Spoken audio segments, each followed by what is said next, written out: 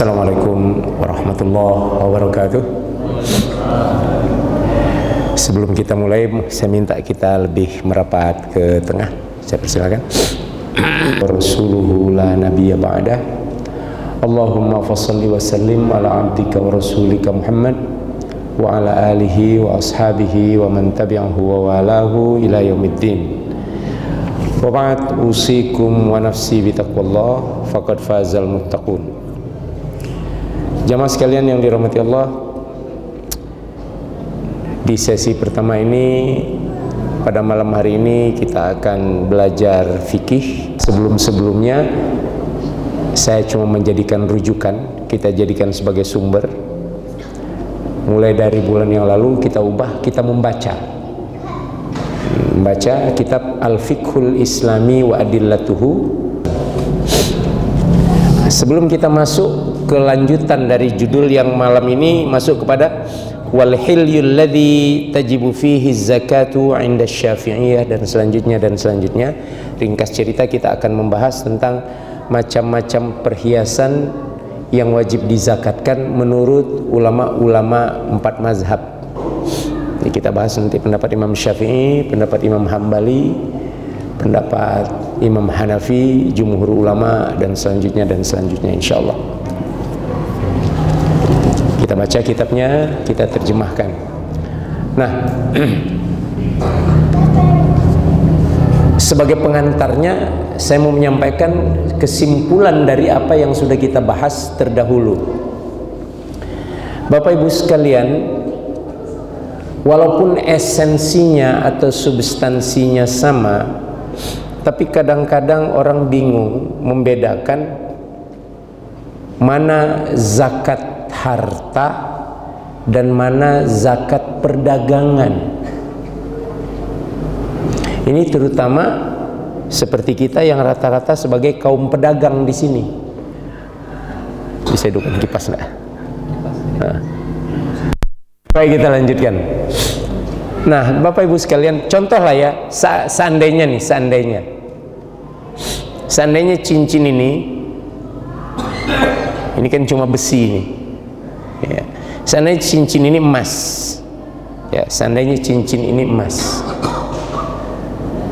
dan misalnya saya punya beberapa sampai tercapai nisab, ya, sampai tercapai nisab yang sama dengan 40 dinar atau 85 gram, ya, atau 85 gram. Karena saya punya beberapa, tapi saya pedagang, ini kita harus jelaskan 5 buah cincin emas saya ini itu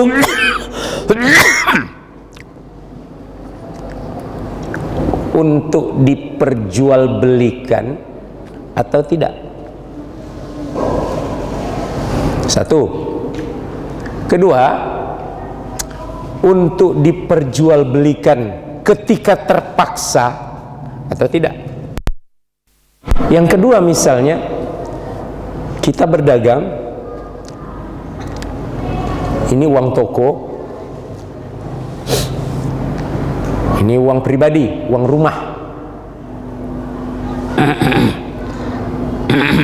Ada di antara kita, mohon maaf, pedagang-pedagang amatir, mohon maaf nih, jangan sampai tersinggung nih, ya. Misalnya ada pedagang-pedagang amatir. Kalau pedagang, kenapa saya katakan pedagang amatir? Kalau pedagang profesional, dia jelaskan betul tuh, ini uang toko, dia hanya bisa menjadi uang pribadi pada tempo-tempo tertentu, dan itu semuanya ada catatan. Uang toko menjadi uang pribadi hanya misalnya setahun sekali, atau 1 semester sekali, atau 1 triwulan sekali, 3 bulanan sekali, atau sebulan sekali. Itu pedagang profesional biasanya punya yang kayak begitu. Dan maaf, para sahabat dan para salafus soleh dulu, termasuk Imam Abu Hanifah. Imam Abu Hanifah itu saudagar tekstil. Walaupun mereka hidup di zaman-zaman dahulu, tapi mereka memang sangat profesional. Saking profesionalnya lah sehingga aturan-aturannya muncul ketika kita pelajari pendapat-pendapat mereka. Sehingga muncul zakat harta dipisahkan dengan zakat perniagaan. Zakat harta mereka mungkin mereka keluarkan di bulan Ramadan. Zakat perniagaan mereka mungkin mereka keluarkan di bulan Rabiul Awal. Karena zakat itu memang menurut ulama fikih dihitungnya berdasarkan bulan Hijriyah, tahun Hijriyah. Itu yang dimaksud dengan pedagang-pedagang profesional. Sama, dia punya kebun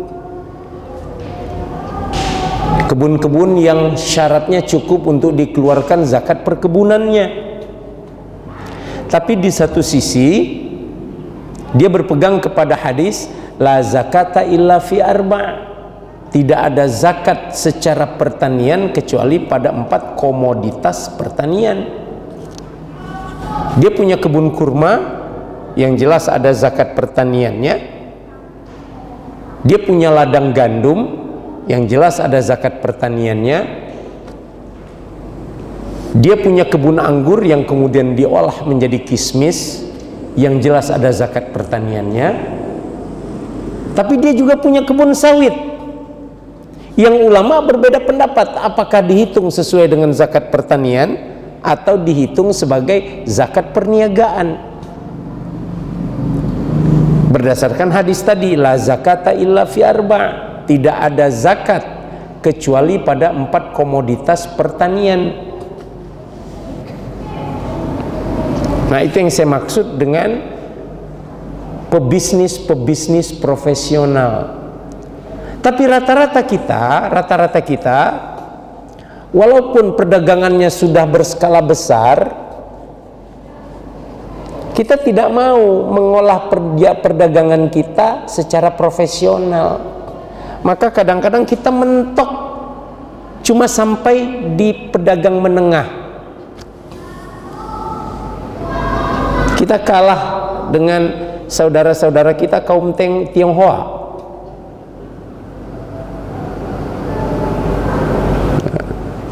Jadi banyak saudagar-saudagar itu yang bilangnya begini kepada saya.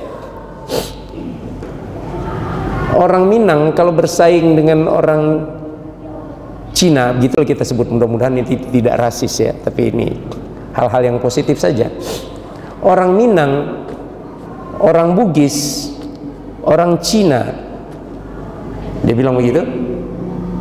Kalau mulai satu perdagangan sampai ke tengah masih sering bersaing, belum bisa terkalahkan orang Minang dan orang Bugis oleh Cina. Tapi kalau sudah sampai di tengah, orang Minang dan orang Bugis tak mampu menyaingi Cina. Saya pikir-pikir ada betulnya juga. Kenapa? Kita campur adukkan antara aset perdagangan dengan kehidupan sehari-hari. Sebagai contoh mudah, kita misalnya berdagang sembako. Misalnya ya, habis garam di dapur, enak aja main copot dari warung tuh. Betul? Betul gak? Kita tidak catat aset warung yang berkurang. Gitu. Itu contoh yang paling mudah. Sementara saya pernah perhatikan waktu saya tinggal di Sorong, dulu waktu saya SD, di antara kawan-kawan akrab saya itu orang-orang Cina. Kawan-kawan akrab, saking akrabnya saya sering nginap tidur di rumah mereka. Mereka punya toko di depan, di belakangnya itu rumahnya. Di antara aturan yang dibuat oleh bapak kawan saya itu, saya masih ingat namanya Tan Ti Kiang namanya. Ya. Anaknya itu nggak boleh lewat toko, itu nggak boleh. Pulang sekolah nggak boleh lewat toko, mau pergi sekolah nggak boleh lewat toko.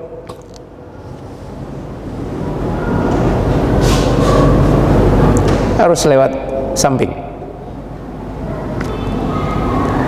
Dan satu ketika saya masih ingat anaknya yang teman saya itu namanya Ahing, panggilannya Ahing, nama aslinya saya nggak ingat, panggilannya Ahing gitu aja. Pengen sesuatu untuk kami makan sama-sama karena kami ada belajar kelompok. Itu izin dulu sama ibunya. Ma, aku mau itu, mau itu, mau itu. Itu namanya tekan intercom ke apa? Ke pelayan toko di depan. Dia bilang, saya nggak ingat siapa nama pelayannya. Tolong antarkan ini. Catat ya. Begitu. Catat ya. Saya kan nggak paham kenapa harus bagian, tapi saya ingat betul. Jadi ketika membahas masalah zakat, terutama masalah emas, baru saya ngerti. Itu diantara kelemahan-kelemahan kita, saudagar-saudagar muslim zaman sekarang. Jadi campur aduk tuh hartanya itu. Dia berhutang, saya mau tanya, utang toko atau utang pribadi? Coba jawab. Nggak jelas. Pokoknya utang den, kan gitu. Negara saja Pak berhutang. Itu jelas, ini hutang negara atau hutang BUMN atau hutang swasta yang dimiliki oleh penduduk negara itu. 3 tuh bedanya tuh. Sekarang kita punya hutang misalnya 6.700 sekian triliun. Ini berdasarkan laporan koran Tempo. Kemudian ada hidden debt. Hidden debt itu, hidden itu tersembunyi hutang, debt. Itu 217 triliun. Itu kata koran Tempo tuh. 6.700 sekian triliun itu bukan semuanya hutang pemerintah. Di situ ada hutang BUMN, di situ ada hutang swasta dalam dalam bisnis mereka, ekspor dan impor dan segala macam. Nah, itu pengelolaan secara profesional. Bapak punya bengkel, sekaligus ada toko spare partnya. Rumah Bapak juga di situ. Bapak berhutang kepada supplier spare part yang ada di Pekanbaru. Pertanyaannya, hutang bengkel atau hutang Bapak? Itu masalahnya itu. Penghasilan bengkel hari itu, mana jasa, mana spare part, dipisahkan enggak? Luar biasa kan? Yang kecil-kecil ini rupanya, kata-kata guru saya dulu. Kalian paham nggak apa maksud wa aqimus shalah wa atuz zakah? Wa aqimus shalah artinya apa? Kita bilang, dan dirikanlah sholat. Kalau gitu sholat wajib nggak? Wajib. Kalau begitu wudhu wajib nggak? Coba Pak, tolong jawab saya dulu. Sholat wajib nggak? Kalau gitu wudhu wajib nggak? Wajib. Clear ya? Clear ya? Kenapa wudhu jadi wajib? Karena tidak bisa sholat kalau tidak ada wudhu. Yakin nih? Ini bukan pertanyaan perangkap, tapi nanti kita akan terperangkap. Bismillah.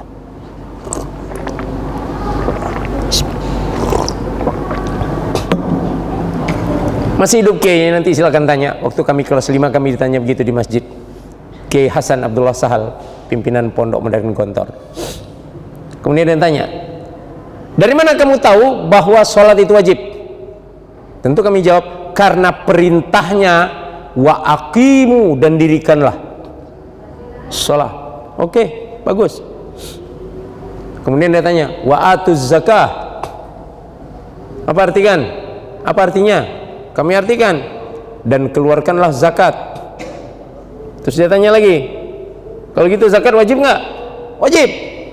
Kalau gitu kaya wajib nggak? Enggak, kami bilang. Loh, gimana kamu mau zakat kalau kamu nggak kaya? Terdiam, kami nggak bisa jawab, Pak.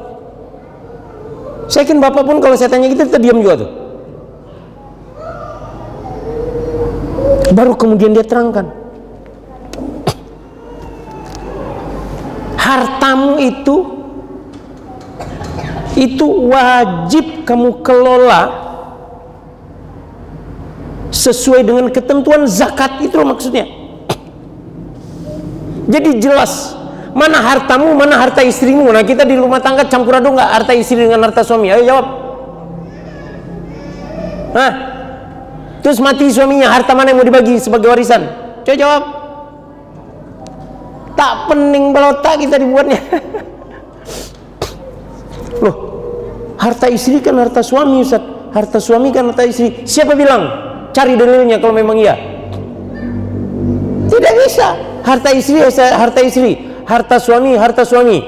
Gara-gara kayak begitu, mas kawin pun kemudian digadaikan oleh suami. Gara-gara dianggap itu milik bersama. Tidak. Alah, mas kawin cuma seperangkat alat sholat, Pak Ustaz. Iya, kalau mas kawinnya sebentuk cincin emas beratnya 2,5 gram.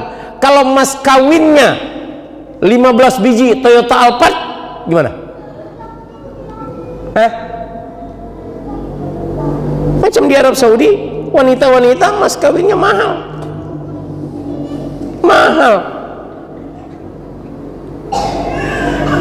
Mercedes Benz paling tidak sebiji.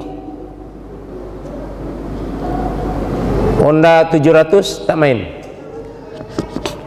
Begitu. Nah, ini pengelolaan harta di dalam Islam ini, mulai dari harta dalam rumah tangga sampai harta mata pencarian, tidak kita kelola dengan jelas. Saya kasih contoh ancamannya untuk kita. Seandainya nisab kita adalah perak yang kita hitung pada bulan-bulan yang sebelumnya, maka nisabnya hanya 5 juta sampai 6 juta, kan begitu ya hitungan kita ya kemarin kalau nggak salah kan.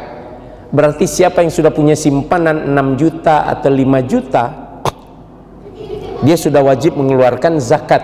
Apabila simpanannya sekitar 6 juta itu sudah tersimpan 1 tahun, wajib dikeluarkan zakat. 6 juta itu 2,5%-nya dikalilah jadi 150.000, ya gitu ya kira-kira ya, nggak salah.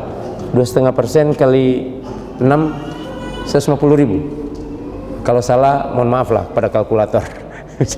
Kira-kira begitu.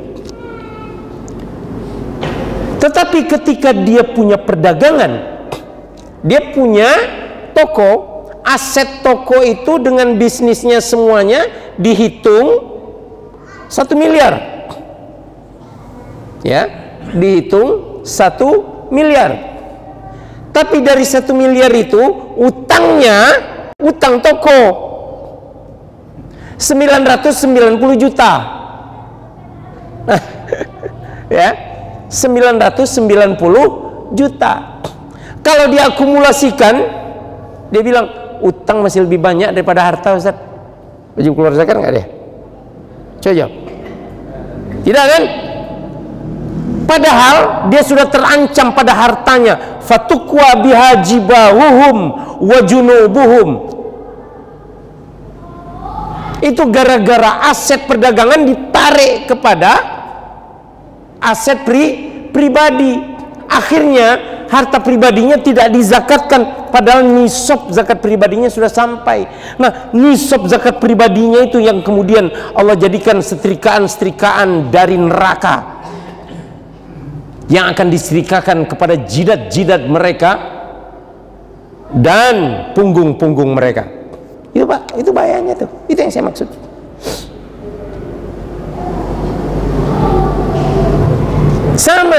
dengan harta suami dengan harta istri campur aduk. Suami nikah dengan istri yang baru ditinggal ayahnya. Ini ada anak gadis ya, baru ditinggal ayahnya yang kaya raya, dia anak tunggal, warisannya 1 miliar, semuanya lah campur aduk, semua di situ 1 miliar, kaya raya. Kemudian menikah dengan seorang laki-laki, baru tamat kuliah, belum punya kerja. Bahasa halus Pak, bahasa kasarnya pengangguran. Bahasa halusnya belum punya kerja. Bahasa paling halus modal dengkul gitu loh. Ya, clear ya? Nikah. Kalau kemudian setelah menikah 2 hari mereka bercerai, seandainya setelah 2 hari mereka bercerai ya, entah kenapalah, pokoknya nggak tahu, pokoknya bercerai, gitulah kira-kira. Tidak mustahil itu terjadi, ya betul ya. Kalau memang teorinya seperti teori orang-orang Nasrani, harta suami adalah harta istri, harta istri adalah harta suami. Tadi modal dengkul, setelah 2 hari berapa dia dapat duit Pak? 500 juta. Zalim nggak kepada si wanita? Zalim. Rupanya dia menikahi hanya untuk ngambil 500 juta. Setelah 2 hari aku ceraikan kamu. Langsung dia ngadu ke pengadilan agama, langsung dijatuhkan ini gonogini misalnya. Zalim nggak kepada wanita? Zalim Pak.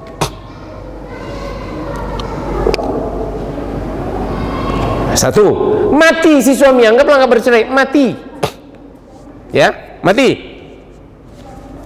Si laki tadi yang modal dengkul tadi mati setelah 2 hari, entah kena COVID, entah karena terlalu lama pakai masker, atau maskernya terlalu tebal nggak bisa bernapas misalnya, atau apalah, atau ketabrak tronton, atau sudah mati dia. Bapaknya secara hukum waris dapat 1/6, ibunya dapat 1/6. Maaf, bapaknya karena sudah baru 2 hari kan belum punya anak, ya kan? Bapaknya asobah Pak, penerima sisa, bapak si laki-laki. Ibunya karena tidak punya anak, dia belum punya anak, ibunya 1/3. Nah, saudara-saudaranya ketutuplah karena ada bapak. Pertanyaannya, diambil dari mana harta warisan itu? Dari 500 juta? Gitu. Nah, adil nggak bagi si wanita? Tidak adil Pak. Tidak adil. Makanya kita luruskan dalam masalah harta ini dengan semangat, 1 semangat zakat, 2 semangat harta warisan. Harta suami, harta suami. Harta istri, harta istri. Kapan si laki-laki tadi baru bisa menikmati harta istrinya? 2. Kalau kata istrinya, Bang, abang kan baru tamat nih, belum punya duit apa-apa, nih ku kasih modal 100 juta, bisnis lah, baru itu jadi harta dia.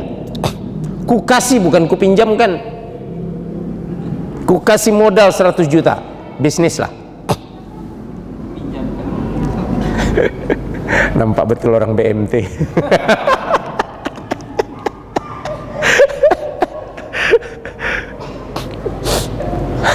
Ku kasih. Kalau orang BMT kan kirot aja yang atau mudorobah, murobahahnya itu sekali langsung main itu, ampernya langsung. Oke, baru jadi modal dia. 1, atau kedua, mati istrinya yang punya 1 miliar tadi, ya, mati entah karena apapun. Baru untuk si suami, walakum nisfu ma taraka azwajukum, Nah, dapat dia setengah. Baru dia dapat setengah dari harta warisan. Diambil semua. Oh, enggak bisa. Separuh. Enggak boleh lebih dari separuh. Separuh, titik. Suami tak dapat rot penerimaan sisa harta bagian, tidak dapat. Istri juga tidak dapat. Yang dapat pengembalian sisa itu adalah yang pewaris dengan hubungan darah. Itu kan pewaris karena hubungan pernikahan. Jadi ada sifat namanya rad. Rad itu sudah dibagi, harta masih tersisa. Nah, itu dibagi sampai habis. Siapa penerimanya? Penerimanya adalah para ahli waris yang punya hubungan darah dengan si mati, bukan hubungan pernikahan. Tadi masih sama-sama belum punya anak, mati, dia punya harta 1 miliar, baru si suami dapat setengah, baru dia punya modal, baru halal untuknya itu. Setelah itu dia mati, ya baru diambil 1/6 oleh ayahnya, oleh ibu, sepertiga oleh ibunya, sisanya untuk ayahnya, baru halal. Yang setengah lagi untuk keluarga si perempuan, abangnya, adiknya, kakaknya. Kalau ayahnya tidak ada, kalau ada ayahnya, ibunya, selesai, habis. Kalau ada ayahnya, saudara-saudara kandung ketutup semua, tidak kebagian. Begitu. Bagaimana kita bisa membuat begitu kalau kita tidak mengatur harta kita dalam kehidupan sesuai dengan semangat zakat dan sesuai dengan semangat harta warisan. Kadang-kadang ada, bismillah,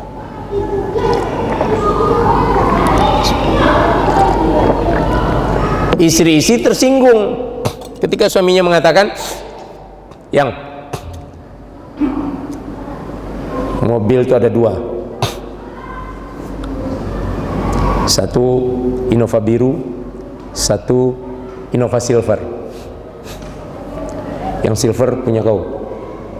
Nah, ini BPKB-nya. Kasih langsung. Balik nama.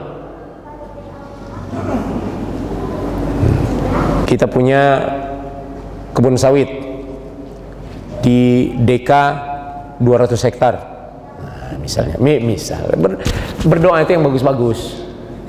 Kebun sawit 2 batang, la ilaha illallah, nggak enak banget dengernya. Di DK 200 hektar, di Talang Jerinjing ada 210 hektar. Yang di Talang Jerinjing milik kau.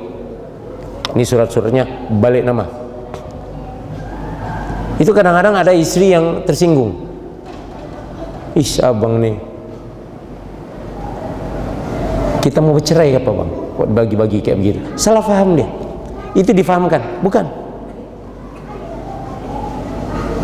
Ini ketentuan Islam supaya jelas. Mana hartamu, mana hartaku. Aku tidak boleh makan hartamu. Aku tidak boleh memakan hartamu. Ingat tuh para suami, terutama yang dompleng hidup dari para istri. Nggak berkat yang kita makan tuh pak. Makan pencarian istri, dihina betul oleh syariat. Justru istri itu yang harus makan pencarian kita, kecuali dalam keadaan terpaksa. Makanya suami tidak boleh memberi zakat kepada istri, tapi istri boleh berzakat kepada suami. Istri yang kaya boleh berzakat pada suami.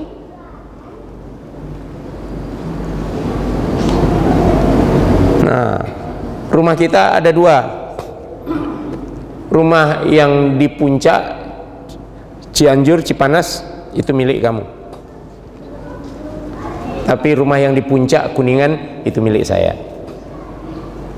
Dibagi semua dan langsung diserahkan. Jangan cuma karena baru nikah janji manismu, nanti begitu jengkel tarik balik. Jangan. Si istri jangan mau digitu juga, digitukan ya ibu-ibu ya. Oh, jadi itu milik saya. Mana suratnya? Gelojo banget. Ini bukan masalah gelojo. Mana suratnya? Balik nama langsung jelas. Dan jangan marah-marah si suami seandainya sesudah itu oleh si istri, kebun yang 250 hektar tadi dijualnya, uangnya semuanya diserahkan ke ibunya, halal, hadiah. Kau ku kasih kebun, kau jual, kau kasih ke mak kau, tarik balik. Ini tidak boleh, tidak boleh, itu hadiah. Begitu, harus jelas seperti itu.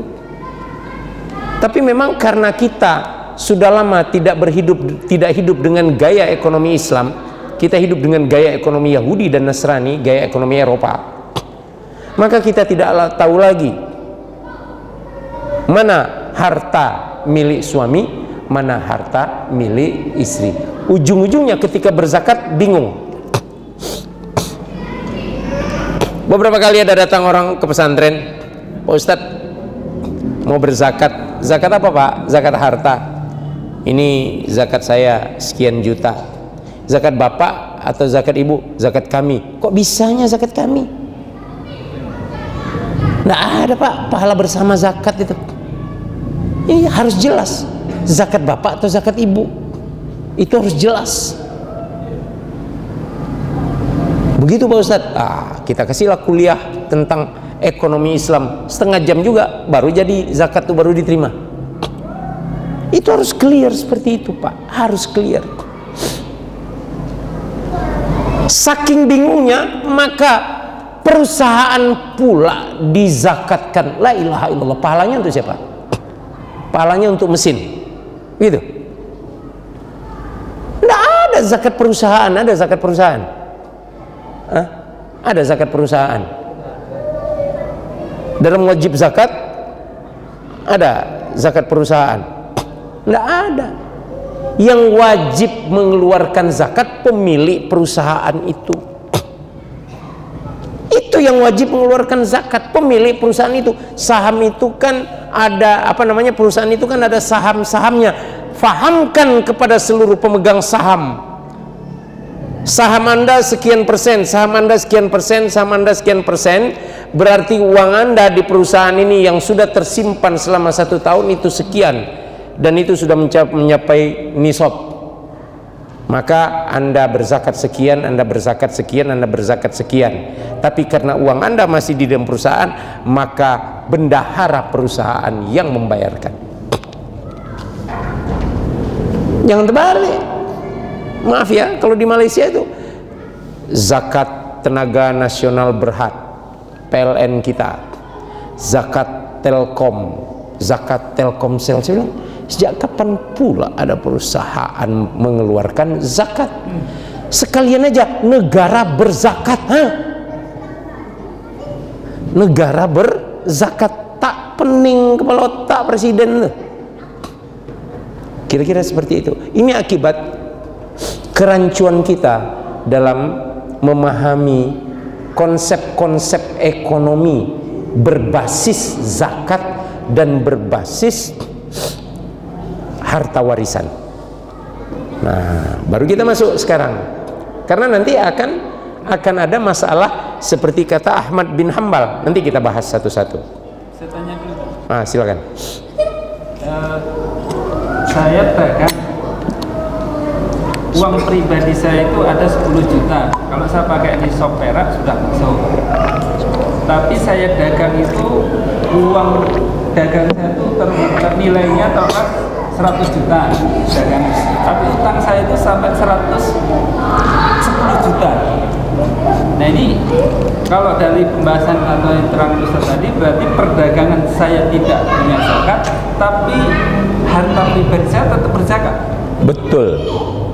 Jadi yang pribadi adalah zakat harta namanya. Zakat bisnisnya tidak keluar. Nggak harus dicampur. Nah, itu yang saya katakan sistem perdagangan kita yang harus diprofesionalkan. Itu bahasa halus. Bahasa kasarnya sistem perdagangan kita masih amatiran. Kan nggak enak nyebutnya tuh. Yang enak kan sistem perdagangan kita harus lebih diprofesionalkan. Apa profesionalitas dalam perdagangan? Ada yang namanya ilmu tata buku. Ada kapan buka buku, ada tutup buku. Itu ciri-ciri profesionalitas perdagangan. hutang kita memang 110 juta. Tetapi kalau kita hitung aset kita, sebenarnya ada 150 juta. Mungkin gitu. Cuma karena dia belum tercairkan, dalam arti belum laku, betul ya? Dalam arti belum laku, maka hutang kita menjadi 110, modal kita membeli. Begitu kan? Nah, itu kan ada dalam catatan-catatan. Berarti yang kita dagangkan itu sebenarnya tidak rugi, cuma dia belum cukup syarat untuk dikeluarkan zakat. Dia tidak rugi, dia bakal untung, cuma nanti belum cukup syaratnya. Ketika tutup buku di akhir tahun, ya, tutup buku di akhir tahun, ternyata untung tahun ini, nah misalnya dari perdagangan, untung tahun ini ada sekitar 40 juta. Misalnya tadi kan perbandingan neraca tadi, neraca antara hutang sama penjualan barang, ada untung 40 juta. Maka kita sebagai pemilik perdagangan 40 juta, 20 juta dijadikan modal lagi, 20 juta dimasukkan kepada simpanan pribadi. Itu diantara profesionalitas kita dalam perdagangan. Tapi kalau campur aduk, itu masalahnya di situ. Sering terjadi termakan modal. Kira-kira seperti itu. Saya sedang tidak ngajari bapak-bapak berdagang, cuma saya sedang memberitahu prinsip-prinsip dasar. Karena kebetulan dulu pernah ikut kursus tata buku di tahun 84. Jadi prinsip-prinsip itu saya masih ingat. Kira-kira seperti itu ya, Mas Tomo ya. Baik, masih ada pertanyaan lanjutan? Mudah-mudahan tidak ada lah. Berapa menit lagi nih Isya? 4 menit, mudah-mudahan cukup lah kita baca sedikit. Paling tidak judul aku baca. Wal hilyul ladzi tajibu fihi zakah inda Syafi'iyah. Dan perhiasan yang wajib dikeluarkan zakat menurut mazhab Syafi'i, huwa alladhi yuqsadu kanzuhu waddikhoruhu. Satu, yang dimaksud untuk menjadi simpanan stok. Wal awani, juga bejana-bejana atau peralatan-peralatan yang terbuat dari emas. Nah, ini kan sekarang orang kan suka semua yang di rumahnya berlapis emas. Sendok goreng gagangnya dari emas, nah, misalnya gitu. Kuali telinganya emas, kira-kira gitu. Api ujungnya emas. Pantang emas. Perhatikan ya, perhatikan nih. Karena Imam Syafi'i tidak akan menyinggung sama sekali tentang emas yang untuk diperdagangkan. Imam Syafi'i nggak nyinggung sama sekali. Nah, saya ambil ujungnya dulu. Padahal itu nanti Bapak bertanya, loh, nggak ada dong di situ emas yang untuk perdagangan. Iya, Imam Syafi'i tidak berpendapat seperti itu. Kenapa? Karena itu masuknya dalam zakat perniagaan, gitu. Tapi Imam Hambali beda. Kita lanjutkan dulu. Wama yatahalla bihi rajulu min hilyil mar'ah, dan juga adalah apa-apa yang dipakai oleh laki-laki sebagai perhiasan yang sebenarnya itu adalah perhiasan wanita. Nampak nggak laki-laki pakai kalung? Ada. Laki-laki pakai gelang? Ada. Bukan bencong, Pak. Memang ada. Laki-laki pakai cincin emas? Ada. Bahkan di Arab tuh, Pak, ada laki-laki pakai gelang kaki emas. Saking bingungnya mau ditaruh di mana lagi emasnya.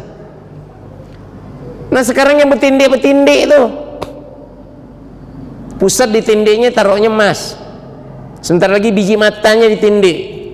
Nah, taruh emas itu. Bagus juga, dua-duanya biji mata tindik itu. Baru buta kau. Kira-kira seperti itu. Kenapa? Kenapa dizakatkan tapi tidak dizakatkan pada wanita menurut mazhab Syafi'i? Karena pada wanita itu perhiasan, pada laki-laki itu adalah satu keharaman, berarti itu berlebihan. Sesuatu yang tidak boleh dipakai tapi dia pakai, maka itu dizakatkan. Kalau tidak zakatkan, double dosanya. Gitu loh kira-kira. Itu ulasannya sedikit. Wa ma tatahallal mar'atu min hilyir rajul. Ada juga perhiasan yang biasa dipakai oleh laki-laki berupa emas, tapi dipakai oleh wanita. Apa? Kasayf, gagang pedang yang dari emas. Pedang itu milik laki-laki, ujungnya kadang-kadang dikasih emas.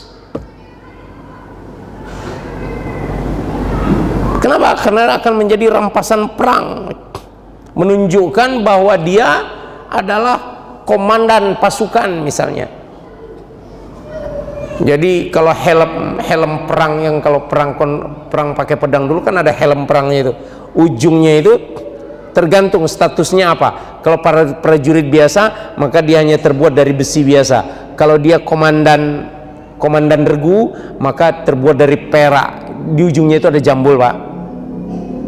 Kalau dia komandan peleton kira-kira begitu maka dia terbuat dari emas. Kalau dia panglima maka bukan hanya ininya saja, tetapi sampai ke belakangnya itu macam helm Trojan itu semua dari emas. Tergantung.